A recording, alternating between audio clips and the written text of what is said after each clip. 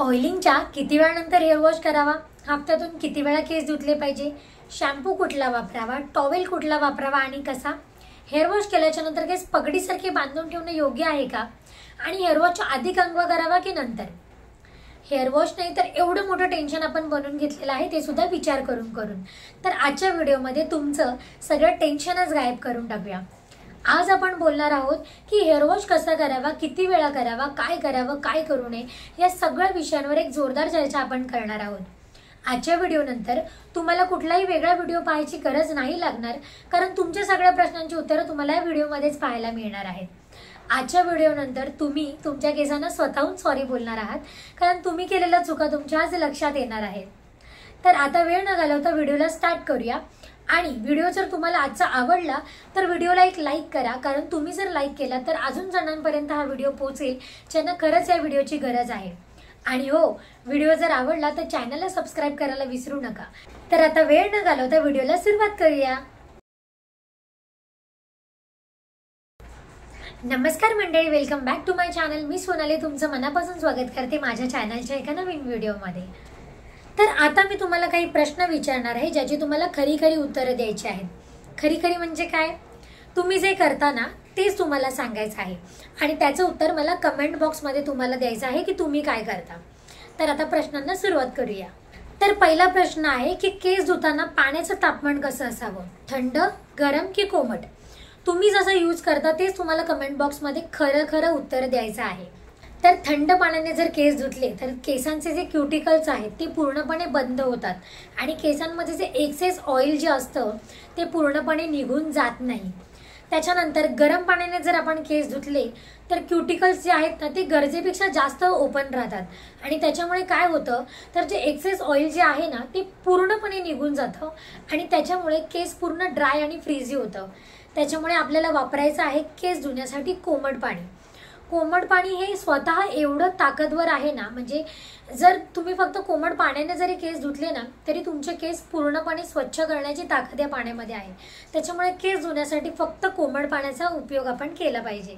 तर दुसरा प्रश्न असा आहे की केस धुताना हाताची जी मुवमेंट आहे ती कशी असली पाहिजे, झिगझॅग, सर्क्युलर की साईडवेज? झिगझॅग आणि सर्क्युलर मोशन जे आहे या दोन पद्धती तुम्ही टाळल्या पाहिजे, कारण झिगझॅगमध्ये आणि सर्क्युलर असे आपण जेव्हा हात आपले फिरवत असतो तेव्हा केसांचा खूप जास्त गुंता होतो, आणि त्याच्यामुळे केस तुटतात. तुटल्यानंतर केस हेअरफॉल सुद्धा होण्याची खूप जास्त शक्यता असते.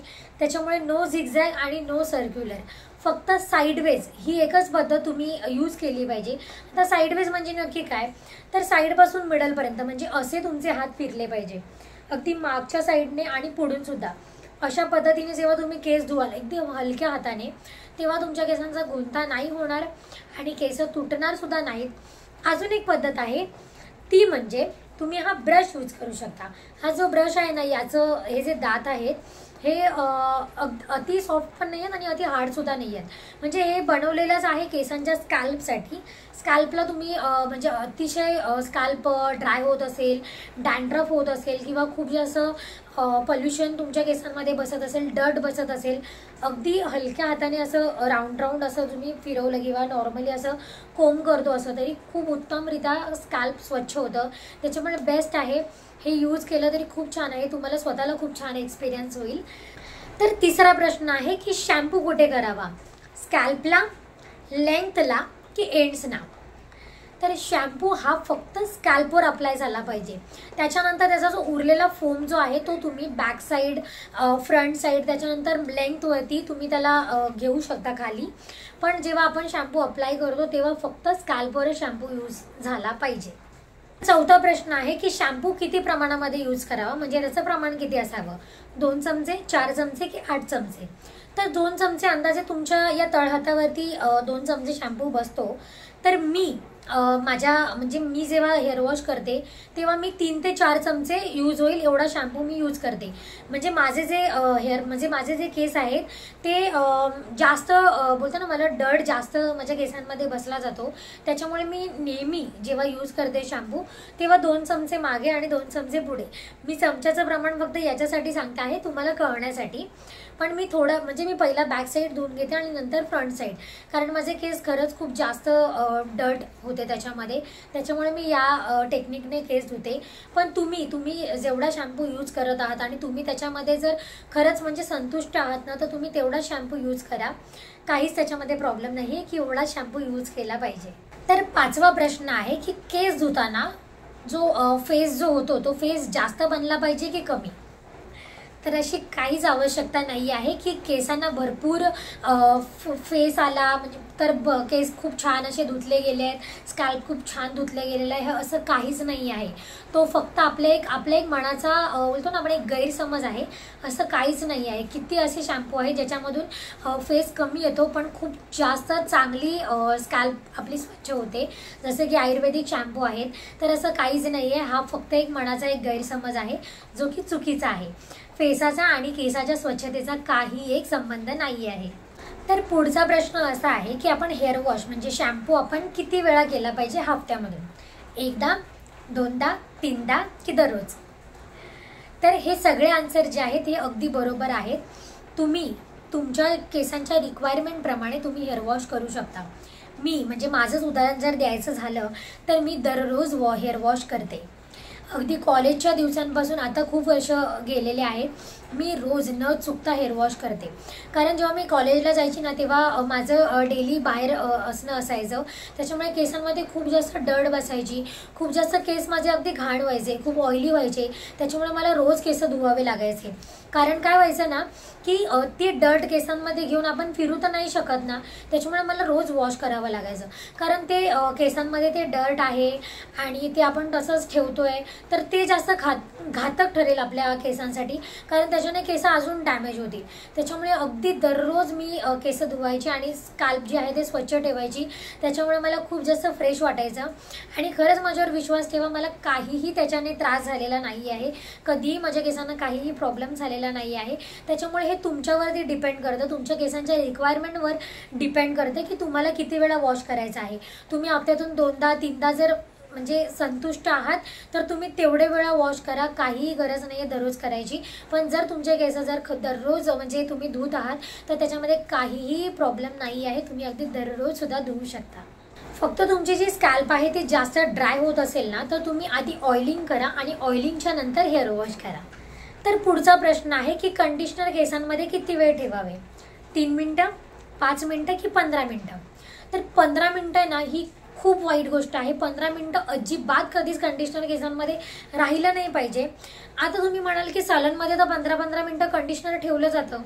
तर सॅलॉनमध्ये जे हेअर ड्रेसर आहेत किंवा जे कोणी लोक काम करतात ना त्यांचं प्रॉपर नॉलेज आहे, ते एक्सपिरियन्स लोक आहेत, त्यांचा त्या विषयावरती एक अभ्यास झालेला असतो. त्याच्यामुळे त्यांना माहिती असतं की आपण काय करतोय किंवा काय नाही, किंवा कुठली गोष्ट कशी करावी, किती प्रमाणामध्ये करावी याचं त्यांना नॉलेज असतं. त्याच्यामुळे त्यांच्याशी आपण कंपॅरिझन करणं चुकीचं आहे, कारण आपण घरात वॉश करतोय.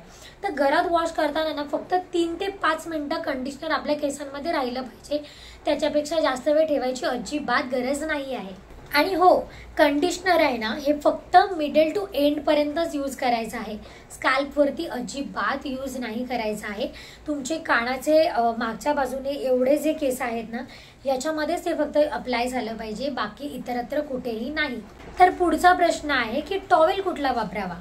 कॉटन, मायक्रोफायबर की कुठलाही? तर याचा आन्सर आहे ना माझ्या एक्सपिरियन्सप्रमाणे मी जर तुम्हाला सांगायचं झालं आणि जे खरं आहे तर ते कॉटन आहे.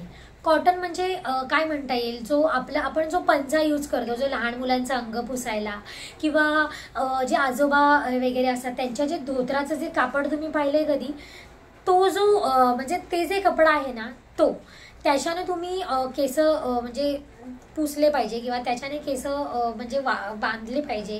तर हे जे कापड आहे ना हे बेस्ट आहे. मायक्रोफायबर सुद्धा तुम्ही यूज करू शकता, त्याच्यात काहीही प्रॉब्लेम नाही आहे.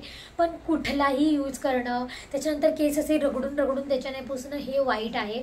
त्याच्यानंतर तुम्ही जे स्कार्फ असतात ना कॉटनचे, जे पातळ स्कार्फ नाही, जे स्टोल म्हणता येईल आपण, ते स्टोल अगदी पातळ असतात, त्याच्यामध्ये सुद्धा तुम्ही यूज करू शकता. त्याच्याने केस तुम्ही अगदी बांधू शकता. तर पुढचा जो प्रश्न आहे तो केस धुतल्याच्या नंतर केस कसे सुकवायचे आहेत, कसे वाळवायचे आहेत? केस पगडीसारखे इथे बांधून ठेवायचे आहेत की केस रॅप करून आपल्याला सुकवायचे आहेत की झटकून? तर केस झटकायचे अजिबात नाही आहेत. इवन माझ्या घरामध्ये किंवा आजूबाजूला सुद्धा मी पाहिलेलं आहे, कित्येक स्त्रिया कित्येक मुली ज्या आहेत ते झटकून झटकून केस सुकवतात. नाही, अजिबात असं करायचं नाही आहे. कारण जेव्हा आपण अगदी प्रेशरने केस जेव्हा झटकतो तेव्हा केस खूप जास्त प्रमाणात तुटतात आणि त्याच्यामुळे बेबी हेअरचं प्रमाण वाढतं. पहिल्याच्या ज्या लेडीज होत्या, पहिल्याच्या ज्या स्त्रिया होत्या, त्यांना या गोष्टीचा फारसा परिणाम नाही व्हायचा.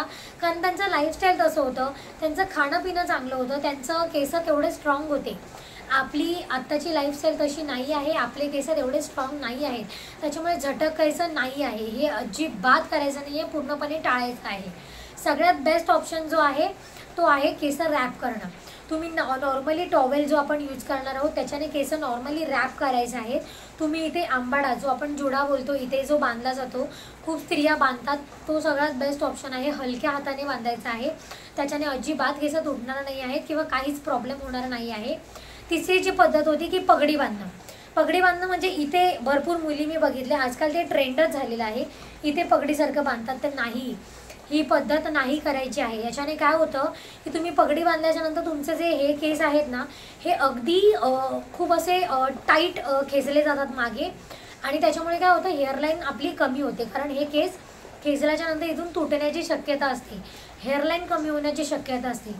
त्याच्यामुळे पगडी नाही करायची आहे आणि झटके नाही द्यायचे आहेत केसाला. फक्त केस रॅप करून, नॉर्मली रॅप करूनच सुकवायचे आहेत. त्याच्यानंतर सगळ्यात शेवटचा प्रश्न आहे की केसाला सिरम कधी लावावे.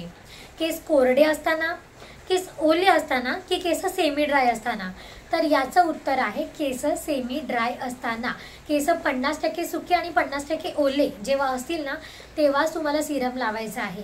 केस खूप जास्त ओले आणि खूप जास्त कोरडे असतील तर त्याचा काहीही फायदा होणार नाही आहे, ते केस अजून खराब व्हायचे चान्सेस आहेत. त्याच्यामुळे फक्त सेमी ड्राय हेअरवरतीच सिरम अप्लाय झालं पाहिजे. तर आजचा व्हिडिओ इथेच संपत आहे. व्हिडिओमध्ये आपल्या हेअर वॉशचा जो टॉपिक होता त्याच्यामध्ये खूप सारे म्हणजे माहिती देण्याचा मी प्रयत्न केलेला आहे, अगदी सविस्तररित्या सांगितलेलं आहे. या व्यतिरिक्त सुद्धा तुमचे अजून काही प्रॉब्लेम्स असतील या विषयाच्या व्यतिरिक्त, तर तुम्ही ते मला नक्की कॉमेंट बॉक्समध्ये विचारा, मी नक्की त्याचं उत्तर देण्याचा प्रयत्न करेन. तर आजचा व्हिडिओ कसा वाटला हे मला नक्की कमेंट बॉक्समध्ये सांगायला विसरू नका. आणि व्हिडिओ आवडला असेल तर नक्की एक लाईक करा आणि चॅनलला सबस्क्राईब केल्याशिवाय जाऊ नका. तर पुन्हा भेटूया पुढच्या एका इन्फॉर्मेटिव्ह व्हिडिओमध्ये. तोपर्यंत बाय बाय.